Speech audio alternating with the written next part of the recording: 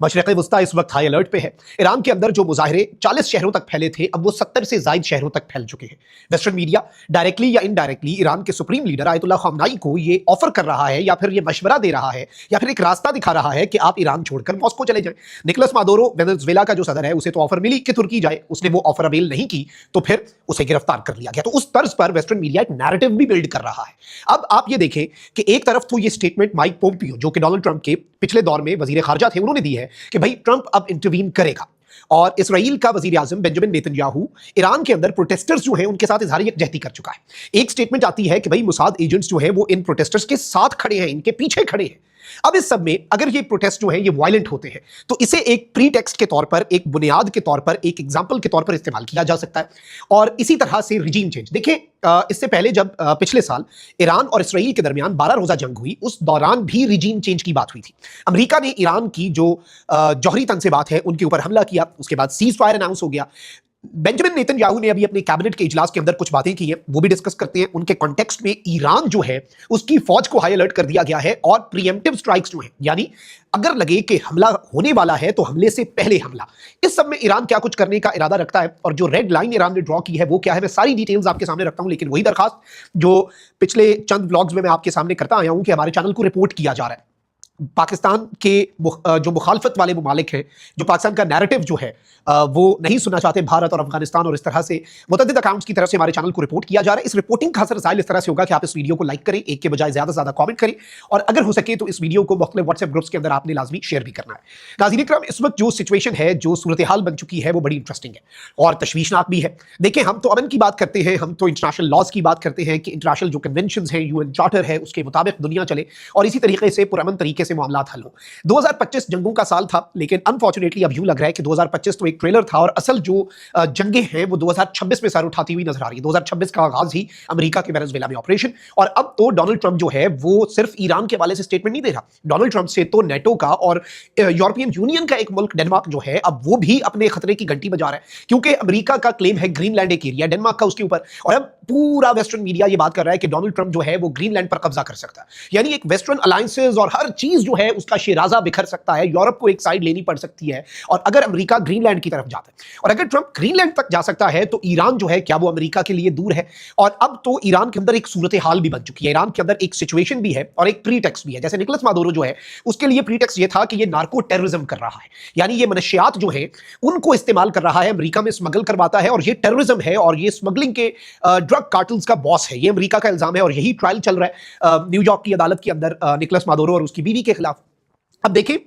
UN security council जो भी कहे, अमेरिका ने अपना मौक़िफ़ यूएनएससी में रख दिया हुआ है। अब इसी तर्ज पर ईरान के हवाले से बात की जा रही है, लेकिन अब ईरान की जो डिफेंस काउंसिल है उसने ये ऐलान किया है कि भाई हम इस वक्त मुकम्मल तौर पर हाई अलर्ट पे हैं, हम इस वक्त मुकम्मल तौर पर तैयार हैं, और हमारी अगर ये जो एक रेटरिक चल रहा है, उन्होंने कहा कि ये जो बातें चल रही हैं, अगर हमें किसी लम्हे ये लगा कि ये बात बातों से आगे निकल रही है, तो हम प्रीएम्प्टिव स्ट्राइक्स की तरफ जाएंगे, और उन्हें इस वक्त ये ऑर्डर्स दे दिए गए हैं। खैर, ईरान को गालिबन कुछ अर्सा पहले से ही ऐसा लग रहा होगा, क्योंकि ईरान की IRGC जो है, उसकी नेवी और इन सब ने कुछ बहुत बड़े पैमाने पर जंगी मशक़ें भी की है, और ये जंगी मशक़ें बड़ी खतरनाक किस्म की जंगी मशक़ें थी, जो ईरान ने खलीज फारिस के अंदर, गल्फ ऑफ ओमान तक, और यहां तक कि इस वक्त अमेरिका के सर्वेलेंस ड्रोन्स जो है वो along the coast of Iran और खलीज फारिस में, पर्शियन गल्फ में और इसके करीब जो है वो सर्वेलेंस ड्रोन्स अमेरिका के परवाज कर रहे हैं। जो एयर एक्टिविटी है, और ये ओपन सोर्स इंटेलिजेंस और फ्लाइट डाटा में ये चीजें नॉर्मल लोग ट्रैक कर पा रहे हैं कि जो मिडिल ईस्ट के अंदर एयर एक्टिविटी है एंड टुवर्ड्स मिडिल ईस्ट जो एयर एक्टिविटी है, जिसमें रिफ्यूलिंग टैंकर्स हैं, ये सब कुछ बढ़ चुका है। यानी इस तरह की अरेंजमेंट इससे पहले जब B2 बमबार तैयारों ने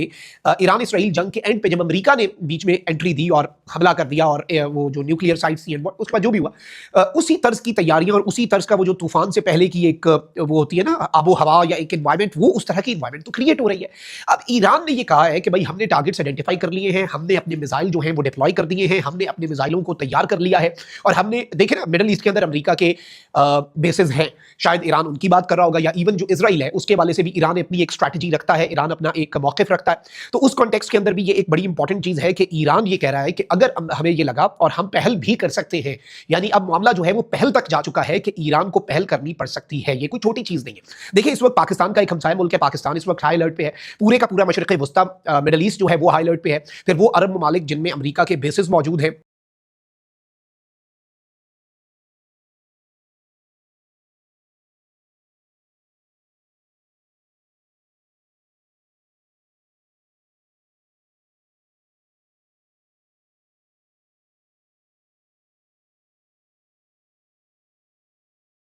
वो इस वक्त सर पकड़ के भी बैठे हुए हैं कि क्या होने जा रहा है, क्योंकि इससे पहले भी